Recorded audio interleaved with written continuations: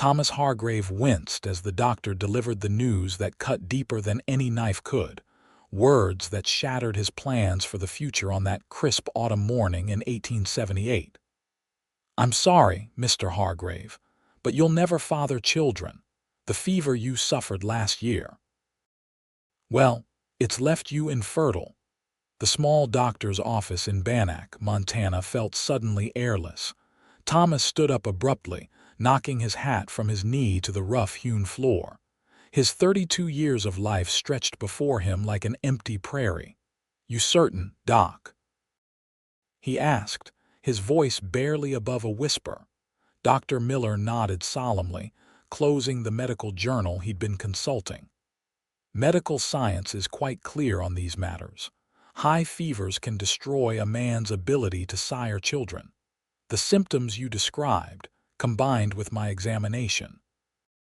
I'm afraid there's no doubt." Thomas retrieved his hat, crushing the brim between calloused fingers. "Appreciate your time," he muttered, dropping coins on the desk before stepping out into the Montana sunshine that now seemed to mock his darkness. Bannack had changed since the gold rush days. Once a bustling boomtown, it had settled into a quieter existence after the mines began to yield less. Thomas had arrived 5 years earlier, after leaving his family's failed farm in Nebraska. He'd found work as a ranch hand at the Double Crown Ranch, eventually working his way up to foreman through sheer determination, and an uncanny way with horses. He walked slowly back toward the livery where he'd left his horse, a sturdy buckskin gelding named Commander. The news weighed on him like an anvil. He'd always assumed he'd have a family someday, a wife, children, a legacy.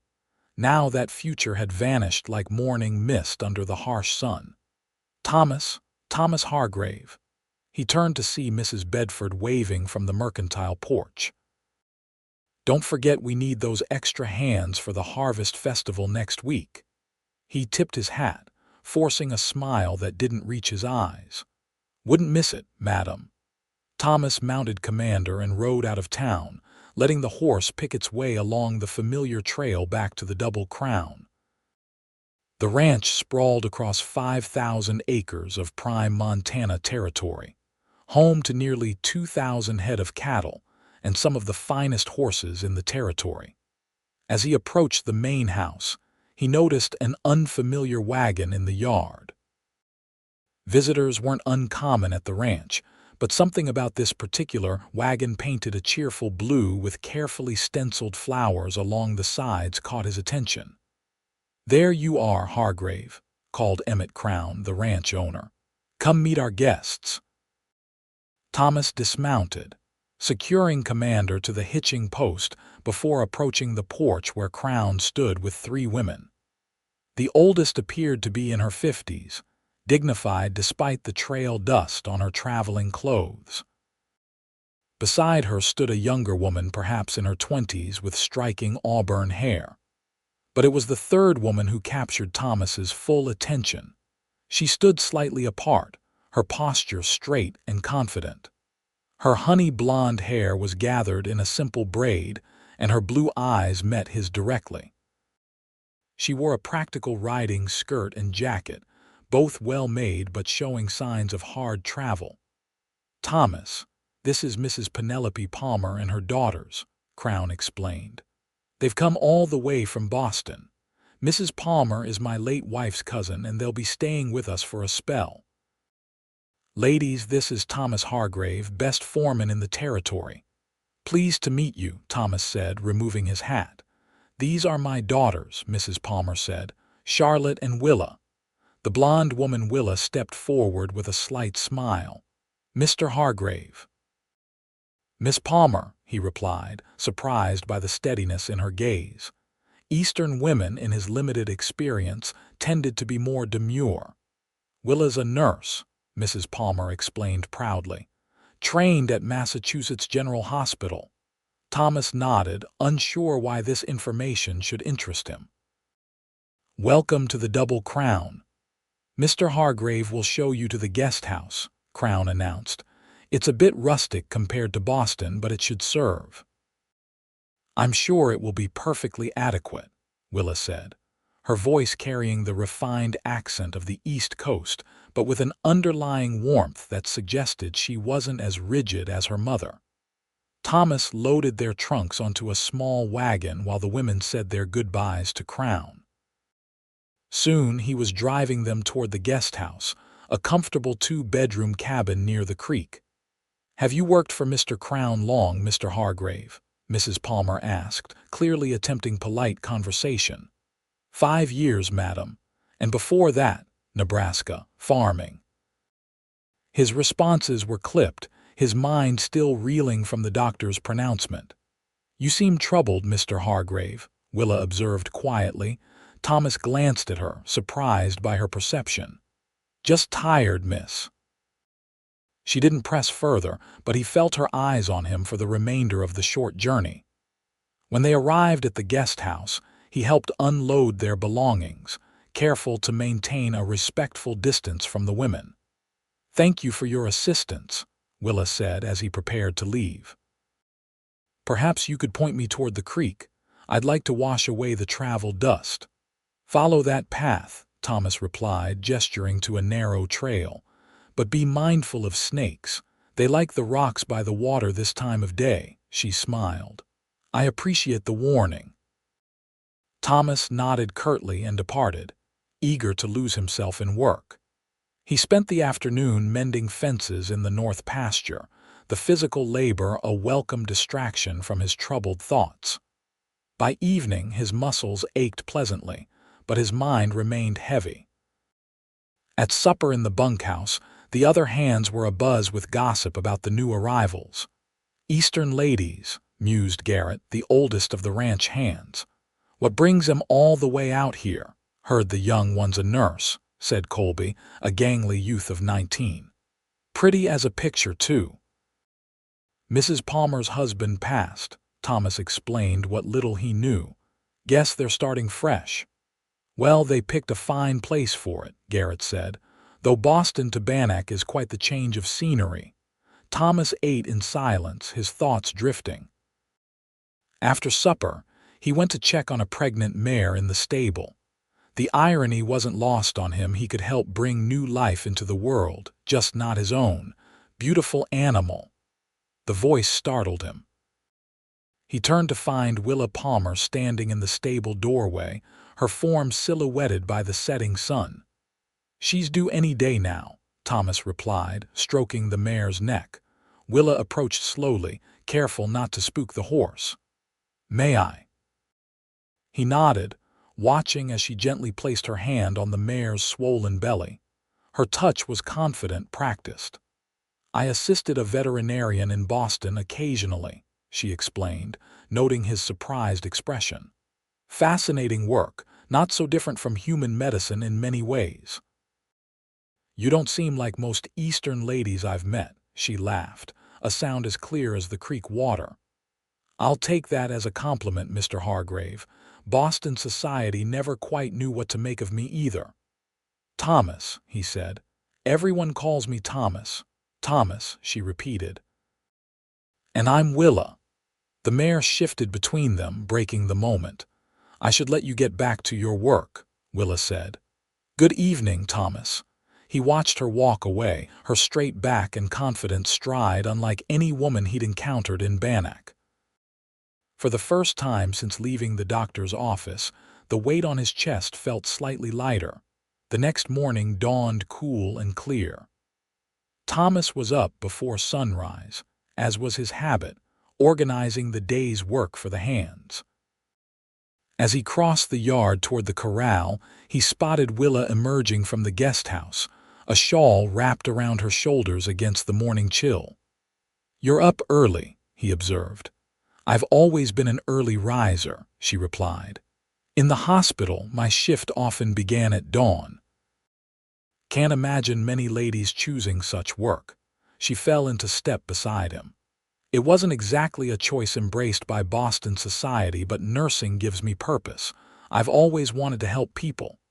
She paused. "And you, did you always want to be a cowboy, rancher?" he corrected. And no, planned to be a farmer like my father, but the drought had other ideas. They reached the corral where several horses waited for the day's work. Thomas leaned against the fence, watching as the animals moved in the morning light. "Mr. Crown mentioned you have a particular way with horses," Willa said. Thomas shrugged. "They're honest creatures, no pretense. Unlike people," he glanced at her. "Some people." Willa smiled, tucking a stray strand of hair behind her ear. "Well, I should return before Mother wakes.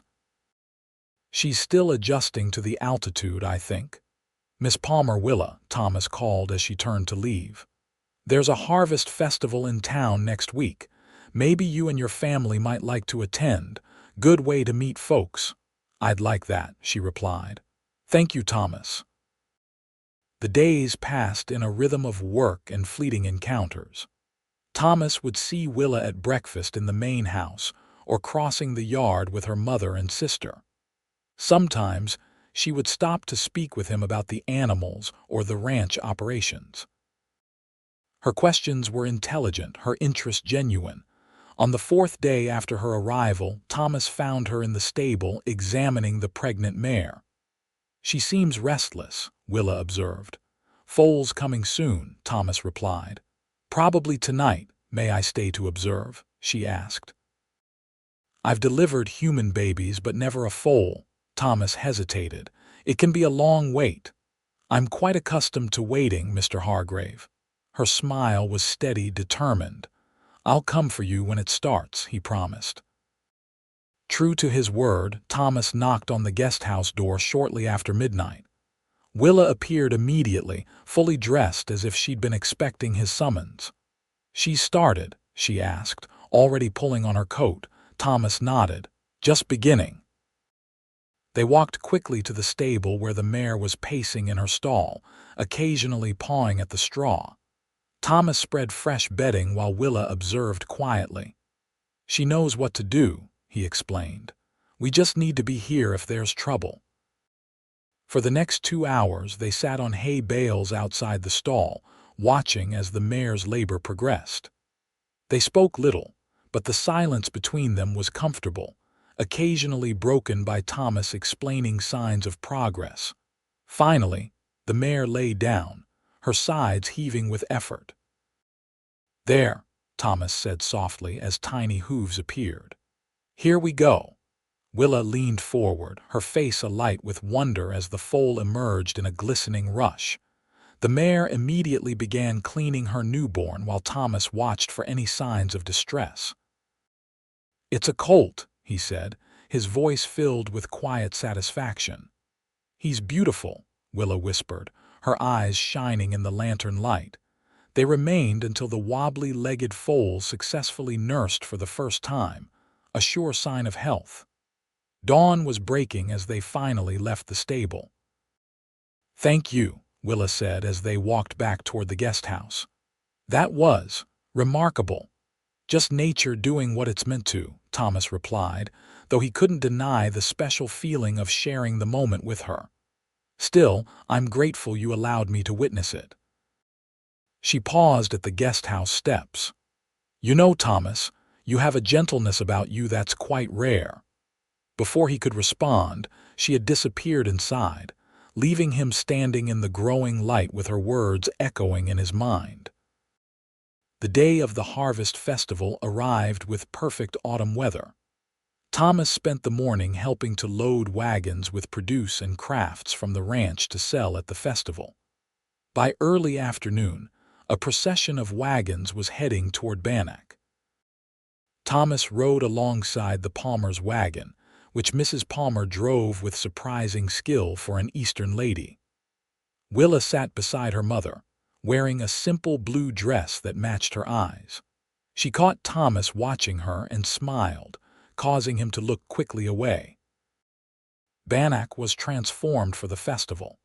Bunting decorated the main street, and tables laden with food and goods lined the thoroughfare. A band played on a makeshift stage, and children darted between the legs of adults, playing games of tag and chase.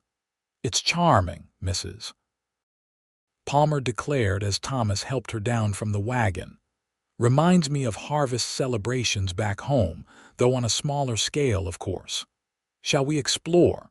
Willa suggested, her eyes bright with excitement. "You young people go ahead," Mrs. Palmer said. "Charlotte and I will visit with Mrs. Crown at the quilt display." Thomas found himself alone with Willa, suddenly conscious of his dusty clothes and unshaven face. "Where would you like to start?" he asked, feeling oddly nervous. "Everything," she replied with a laugh. "I want to see it all." They wandered through the festival, stopping at various stalls where Willa examined handicrafts and sampled local treats.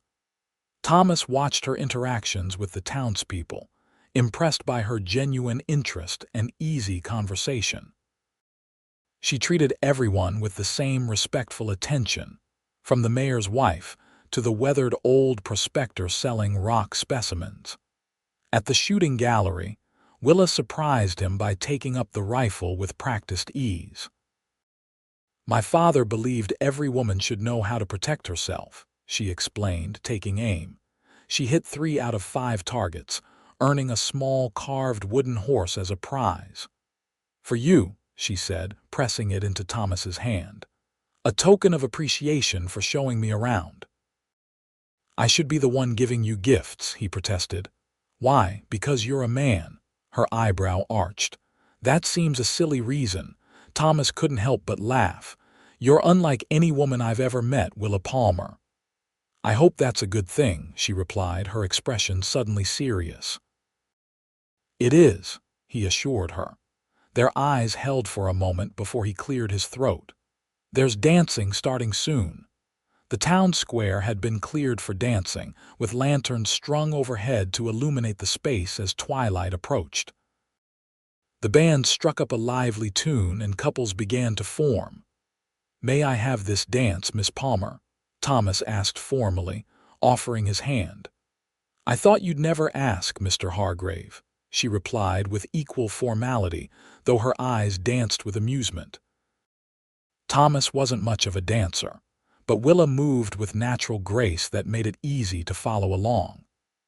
As they circled the square, he became increasingly aware of her hand in his, the light scent of lavender that surrounded her, and the way her face flushed prettily with exertion. "You're staring," she said softly. "Sorry," he mumbled. "Just. You look nice tonight." Her smile widened. "Thank you. You look quite handsome yourself." The music changed to a slower waltz. Thomas hesitated, but Willa stepped closer, placing her hand on his shoulder. They moved together, their bodies finding a natural rhythm. "Tell me something about yourself that no one here knows," Willa said suddenly. Thomas thought for a moment. "I write poetry, terrible poetry, mind you, but I try." "I don't believe it's terrible at all," she replied. "Will you share some with me someday?" "Maybe," he said, surprising himself with the admission. "Your turn." Willa's expression grew thoughtful. "I came west not just because of Mother's wishes, but because I wanted to establish a proper medical practice. In Boston, I was always just an assistant, never taken seriously because I'm a woman." "Bannack could use a good nurse," Thomas said. "Doc Miller's getting on in years. Do you think people would accept a woman in such a role?" "They might need convincing at first, but skill speaks for itself out here." The dance ended, and they joined the applause for the band. Thomas noticed Mrs. Palmer watching them from the edge of the square, her expression unreadable. "I should probably check on Mother," Willa said, following his gaze. "Of course," Thomas replied, immediately missing her nearness as she stepped away. He spent the next hour helping with the various festival activities, but his eyes kept finding Willa in the crowd. She appeared to be enjoying herself, speaking animatedly with various townspeople, including Dr. Miller. As the festival began to wind down, Thomas found himself standing near the refreshment table with Mr. Crown. "Seems Miss Palmer has made quite an impression on you," Crown observed, watching as Willa helped a young child string beads at a craft table. "She's a fine lady," Thomas replied noncommittally. "More than fine, I'd say." Crown sipped his cider. "You know, her father left them well provided for." "She's quite a catch." Thomas's jaw tightened. "I'm not fishing, sir," Crown laughed. "No offense meant, Hargrave, just making conversation." He paused. "Though I will say this, a man in your position could do a lot worse. She's got a good head on her shoulders, that one." Thomas excused himself, uncomfortable with the direction of the conversation. The doctor's words from days earlier echoed in his mind. "You'll never father children." What woman would want a man who couldn't give her a family? He was loading supplies back into wagons when Willa found him. "Are you hiding, Thomas Hargrave?" she asked lightly. "Just working, Miss Palmer." She frowned slightly at his formal tone. "Have I offended you somehow?" "Not at all," he replied, securing a crate with rope. "Just tired is all." "I wanted to thank you for today," she said. "I had a wonderful time." "Glad to hear it." He kept his eyes on his task. Willa stood silently for a moment. "Well, I suppose I'll see you back at the ranch," she finally said, her voice cooler than before. Thomas nodded, not trusting himself to speak. As she walked away, he felt a deep regret, but told himself it was for the best. A woman like Willa deserved a whole man, not someone broken. The ride back to the ranch was quieter than the journey into town. Thomas kept to himself, and if the Palmers noticed his withdrawal, they didn't comment on it. For the next week, Thomas made himself scarce whenever Willa was around. He took on extra duties that kept him in the far pastures, returning to the bunkhouse only after dark. The few times they did encounter each other, he was polite but distant, ignoring the hurt confusion in her eyes. Fate intervened on a stormy afternoon 10 days after the festival. Thomas was returning from checking fence lines when the sky opened up, drenching him within seconds. He spotted the small line shack used during cattle drives and made for it, hoping to wait out the worst of the deluge. To his surprise, smoke curled from the chimney. Someone else had taken shelter there. He hesitated, then dismounted, leading Commander to the lean-to at the back of the shack before knocking on the door. It swung open to reveal Willa, her hair damp and her riding clothes splattered with mud. "Thomas," she exclaimed, "come in before you drown." He stepped inside, removing his dripping hat. "What are you doing out here?" "I was collecting plant specimens," she explained, gesturing to a small press on the table. "Dr. Miller is teaching me about local medicinal plants. The storm caught me by surprise." The shack was small, just one room with a pot-bellied stove, a narrow cot, a table, and 2 chairs. Willa had already stoked a fire, and the space was warm and snug against the howling wind outside. "You shouldn't be out riding alone," Thomas said, hanging his soaked coat near the stove. "I'm perfectly capable of taking care of myself," she replied, her chin lifting. "As I've demonstrated today." He couldn't argue with that. She'd found shelter, started a fire, and seemed entirely composed despite the situation. "Here," she said, handing him a cup of coffee. "I found supplies in the cupboard." "Thank you." Their fingers brushed as he took the cup, sending an unexpected jolt through him. They sat in awkward silence for several minutes, listening to the rain pounding on the roof. "Why have you been avoiding me, Thomas?" Willa finally asked. He stared into his coffee. "Been busy." "Please don't insult my intelligence." Her voice was quiet but firm. "If I've done something to offend you, I'd like to know what it is." Thomas sighed deeply. "You haven't done anything wrong, Willa." "Then why the sudden cold shoulder after the festival?"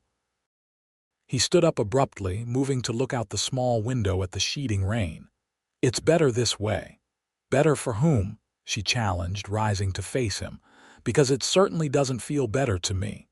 Thomas turned to her, struck by the determination in her stance. "You don't understand." "Then help me understand." She took a step closer. I thought we were becoming friends at the very least. Was I mistaken? No, he admitted, but friendship is all it can be. Is that what you want? Her eyes searched his face. Just friendship. The question hung between them, loaded with unspoken possibilities. Thomas felt his carefully constructed defenses beginning to crumble under her steady gaze. What I want doesn't matter, he said finally. I can't offer you what you deserve. And what is it you think I deserve, Thomas Hargrave? Her voice had softened, but there was steel beneath the gentleness. A whole man. A future. Children. The words tumbled out before he could stop them. Willa's expression shifted from confusion to concern. What are you talking about? Thomas ran a hand through his damp hair. I saw Doc Miller before you arrived in Bannack. I had some concerns after that fever last year. He swallowed hard. He told me I'm infertile, can't have children. Ever. The admission hung in the air between them. Willa's face remained unreadable for a long moment. And you assumed I would care about this. Why exactly? She finally asked. Thomas blinked in surprise. Every woman wants children. That's quite an assumption, Willa replied. Have you considered asking women what they want rather than deciding for them? It's not just about wanting children now, Thomas argued. It's about the future, about legacy. Legacy, Willa repeated. Is that all children are to you, a way to extend your name? No, of course not, but Thomas, she interrupted gently. I've spent years working in hospitals. I've seen the best and worst of humanity. You know what I've learned? She stepped closer. That connections between people, real, honest connections, are what matter most, not bloodlines or names or legacies. Thomas stood very still as she approached. You say that now, but someday, don't tell me what I'll want someday, she said firmly. I know my own mind. She was close enough now that he could see the gold flecks in her blue eyes, could smell the lavender scent that seemed to follow her.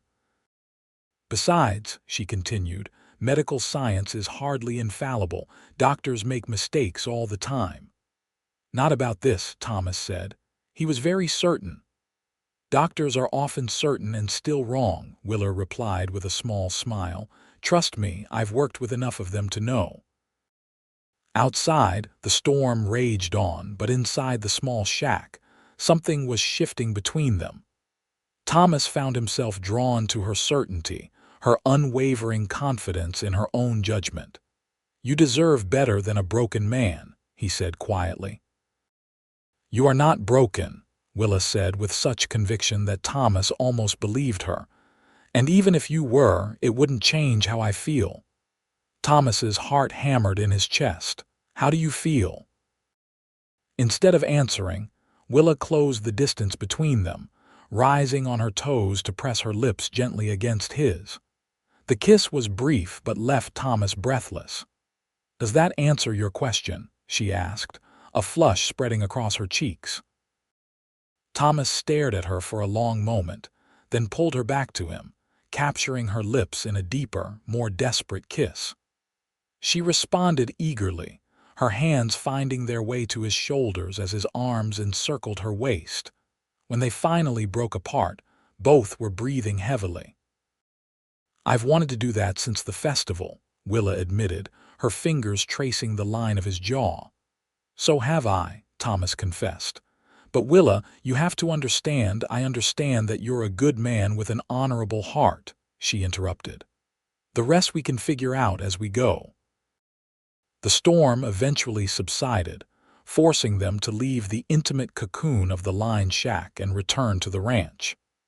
As they rode side by side, Thomas felt lighter than he had in weeks. They agreed to keep their burgeoning relationship private for now, at least until they had a chance to speak with Mrs. Palmer. The opportunity came sooner than expected. The following evening, Mrs. Palmer requested Thomas join them for dinner in the guest house. He arrived promptly, freshly shaved and wearing his best shirt, to find the table set for 4. Mr. Crown sends his regrets. Mrs. Palmer explained as she gestured for Thomas to sit. Business in town kept him. The meal was pleasant, with Charlotte doing most of the talking about her observations of Montana life. Thomas caught Willa's eye several times, sharing secret smiles across the table. After dessert, Charlotte excused herself to write letters, leaving Thomas alone with Willa and her mother. There was an expectant pause before Mrs. Palmer spoke. "Mr. Hargrave," she began, "I understand you've been paying particular attention to my daughter." Thomas straightened in his chair. "Yes, madam." "Mother," Willa began, but Mrs. Palmer raised a hand to silence her. "Let him speak, dear." Thomas cleared his throat. "Mrs. Palmer, I have the greatest respect for your daughter. She's the finest woman I've ever known." "She is exceptional," Mrs. Palmer agreed, "which is why I must ask about your intentions." "My intentions are honorable," Thomas said firmly. "I care deeply for Willa." "Deep enough to consider marriage?" Mrs. Palmer asked directly. "Mother," Willa protested. "It's a fair question," Mrs. Palmer insisted. "You're not getting any younger, Willa." "I would be proud to call Willa my wife," Thomas said, "if she would have me, but there's something you should know." He took a deep breath. "I've been told by Dr. Miller that I cannot father children." Mrs. Palmer's eyebrows rose slightly. "I see." "It doesn't matter to me," Willa interjected firmly. "Perhaps not now, dear," her mother replied gently, "but it's something to consider carefully." "I've considered it," Willa said, "and my feelings remain unchanged." Mrs. Palmer studied her daughter's face, then turned back to Thomas. "Mr. Hargrave, would you allow me a private word with my daughter?" Thomas nodded and excused himself, stepping outside onto the small porch.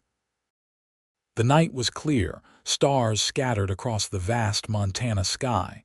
He paced nervously, wondering what was being said inside. After what seemed an eternity, the door opened and Willa stepped out. Her expression was unreadable in the dim light. "Well?" Thomas asked anxiously. A slow smile spread across her face. "She says you may court me properly, with the understanding that we won't make any permanent decisions for at least 3 months. Relief flooded through him. "I can agree to those terms." "Good," Willa said, stepping closer. "Because I've already made my decision." The following weeks were the happiest Thomas could remember. He and Willa spent every available moment together, riding across the ranch lands, helping with the autumn cattle roundup, or simply talking for hours by the creek. Thomas shared his poetry, and Willa didn't laugh once, though some of his verses were admittedly terrible. Instead, she encouraged him to write more, claiming to see improvement with each attempt. Willa, meanwhile, had begun assisting Dr. Miller in town 2 days a week. Her knowledge impressed the old doctor enough that he started referring to her as his colleague rather than his assistant. Their courtship progressed with the blessing of both Mrs. Palmer and Mr. Crown, who seemed delighted by the match. Even the ranch hands approved, often finding excuses to leave the couple alone when they could. As autumn deepened toward winter, Thomas began making plans. He had saved carefully over his years at the Double Crown, investing in small parcels of land as they became available. Now he owned a modest but promising property about 5 miles from the main ranch house.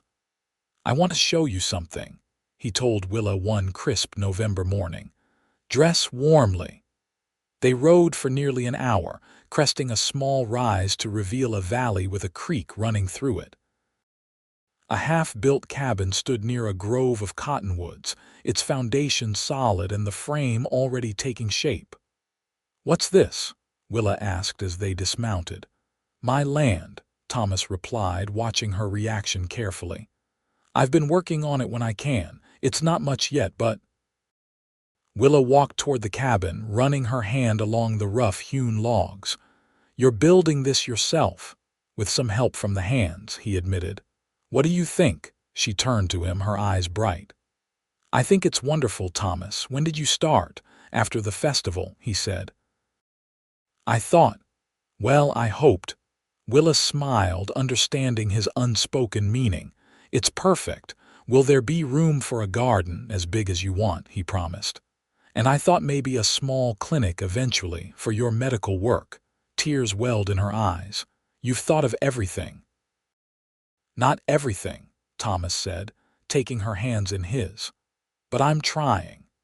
The 3-month waiting period Mrs. Palmer had imposed was nearly over, and Thomas had already purchased a ring from the jeweler in Helena. He planned to propose officially on Christmas Eve, assuming Willa's mother gave her final approval. 2 weeks before Christmas, Willa fell ill. What started as a mild fever quickly worsened, leaving her bedridden and weak. Dr. Miller diagnosed influenza and prescribed rest and fluids, but Thomas could see the concern in the old doctor's eyes. Thomas barely left Willa's side, sleeping in a chair by her bed and helping Mrs. Palmer with her care. The normally composed Mrs. Palmer looked haggard with worry, and even Charlotte's cheerful demeanor dimmed as days passed with little improvement. On the 5th night, Willa's fever broke. Thomas, who had been dozing in the chair, woke to find her watching him, her eyes clear for the first time in days. "You stayed," she whispered, her voice hoarse. "Wild horses couldn't drag me away," he replied, taking her hand. She smiled weakly. "You look terrible," Thomas laughed, relief washing over him. "You look beautiful." "Liar," she said, but squeezed his hand. "Thomas, I was afraid." "So was I," he admitted, "but you're stronger than any fever." She recovered slowly but steadily. By Christmas Eve, she was well enough to join the celebration in the main house, though she tired easily. Thomas watched her carefully throughout the evening, waiting for the right moment. After dinner, as the guests gathered around the piano for carols, Thomas drew Willa aside. "Can you manage a short walk?" he asked. "I have something for you." Bundled against the cold, they stepped out onto the porch. Snow had fallen earlier, coating the world in pristine white that glittered in the moonlight. "It's beautiful," Willa breathed, her breath forming small clouds. "Not as beautiful as you," Thomas said, leading her to a bench that had been cleared of snow. Once they were seated, Thomas reached into his pocket and withdrew a small box. Willa's eyes widened as he opened it to reveal a gold ring with a small but perfect diamond. "Willa Palmer," he began, his heart pounding, "these past months have been the happiest of my life. You've shown me that my worth isn't measured by what I lack, but by what I can give, and I want to give you everything I am if you'll have me." He took a deep breath. "Will you marry me?" Tears glistened in Willa's eyes.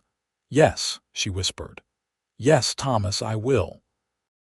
He slipped the ring onto her finger, then pulled her into his arms, kissing her with all the love and gratitude he felt. When they finally broke apart, Willa was smiling through her tears. "I have something to tell you," she said, her expression turning serious.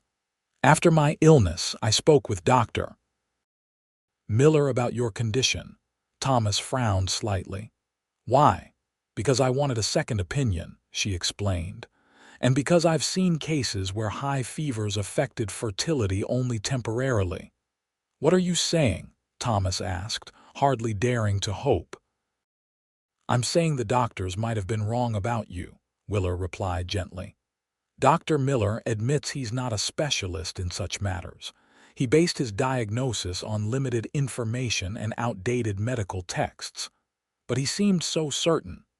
"Doctors often do," she said with a small smile. "It doesn't make them right. The truth is, we won't know for sure until we try." Thomas stared at her, processing this new information. "You mean there's a chance?" "There's always a chance," Willa said, placing her hand on his cheek. "But Thomas, even if the diagnosis was correct, it changes nothing for me. I love you with or without children." He pulled her close again, overwhelmed by emotion. "I love you too, Willa, more than I can say." They were married on a bright January day in 1879.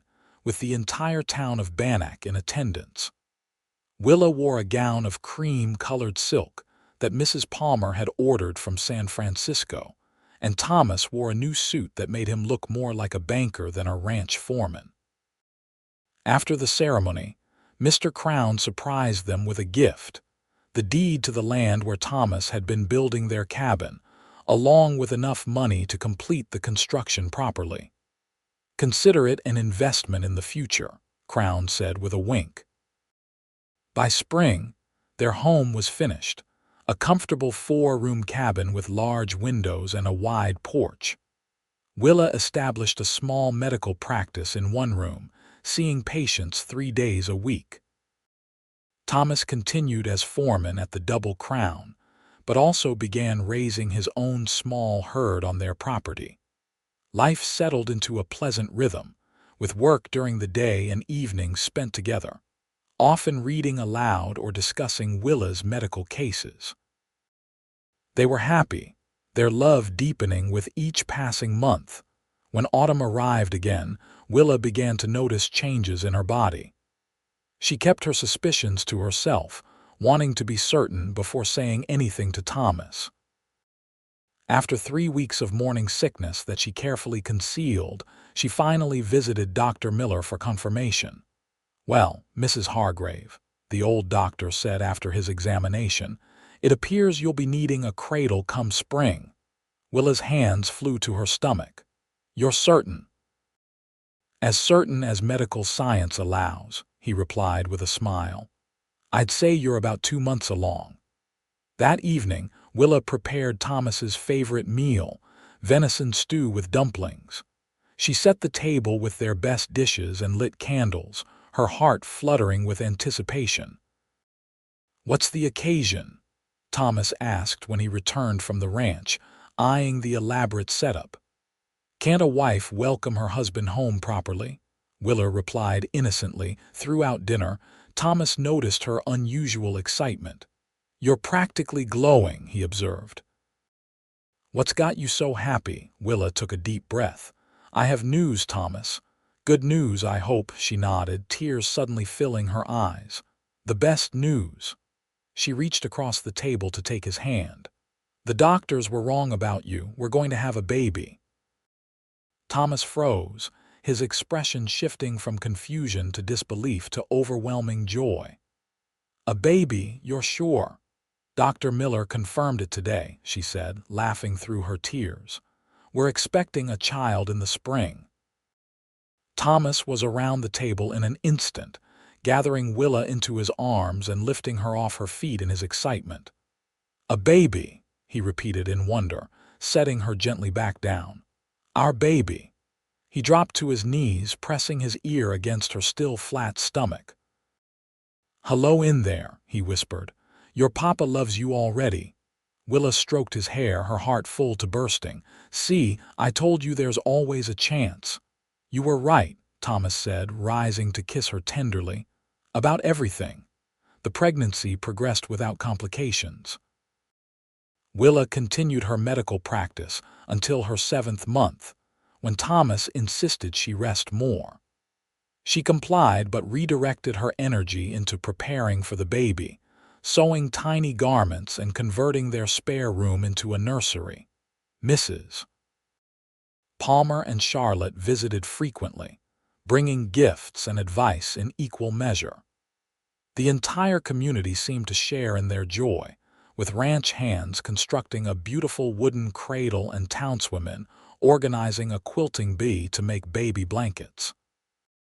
On a warm May morning in 1880, after 18 hours of labor attended by Dr. Miller and Mrs. Palmer, Willa gave birth to a healthy baby boy with a shock of dark hair and Thomas's gray eyes.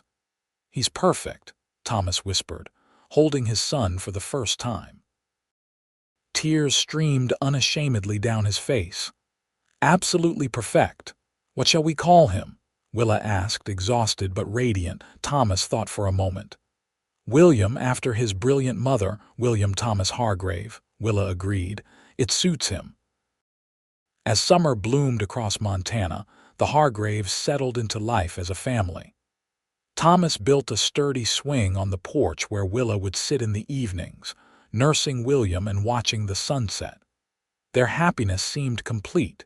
In the years that followed, their family continued to grow.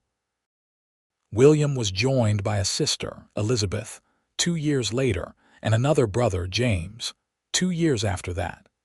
Each child was greeted with the same wonder and gratitude as the first, living proof that the doctors had indeed been wrong. Willa's medical practice flourished as well. After Dr. Miller retired, she became Bannack's primary health care provider, eventually training several young women as nurses. Her reputation spread throughout the territory, and patients sometimes traveled days to consult her. Thomas expanded their ranch operations, becoming known for breeding excellent horses and maintaining a small but superior herd of cattle. The land that had once seemed like a modest beginning now supported a thriving enterprise. On their 10th wedding anniversary, Thomas surprised Willa with a new addition to their home, a proper medical clinic attached to the main house with modern equipment ordered from Chicago. "You've given me so much," he told her as he showed her the new space. "A family, love, purpose. This is just a small token of my gratitude."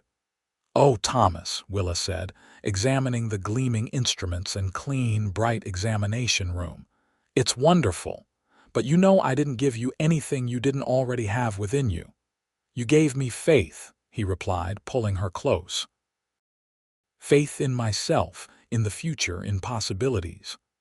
Willa smiled up at him, the same smile that had captivated him all those years ago at the Double Crown. "The doctors were wrong about you, Thomas Hargrave. They saw limitations where I saw only potential." "Thank God you did," Thomas said, kissing her softly. "Thank God you saw past my fears to what could be." That evening, as they sat on their porch watching their 3 children chase fireflies in the twilight, Willa leaned her head against Thomas's shoulder. "Are you happy, Thomas?" she asked. He looked around at their home, their land, their children, and finally at the extraordinary woman beside him. "More than I ever thought possible," he answered truthfully. "And you, completely," she replied. "Though I do have one more bit of news." Thomas raised an eyebrow. "Oh." Willa took his hand and placed it on her stomach with a mischievous smile. "It seems the doctors were very wrong about you. We're going to need another cradle by winter." Thomas laughed, the sound of pure joy echoing across the Montana evening. "Well, Mrs. Hargrave, you've proven your point most thoroughly." "Indeed I have, Mr. Hargrave," she replied, her eyes sparkling. "Some things are simply beyond medical science, like love, like hope, like us." As night fell gently over their land, Thomas held his wife close, grateful for the day she had ridden into his life and changed it forever. The diagnosis that once seemed to limit his future had ultimately revealed its greatest gift: the courage to love completely, limitations and all, and to be loved the same way in return.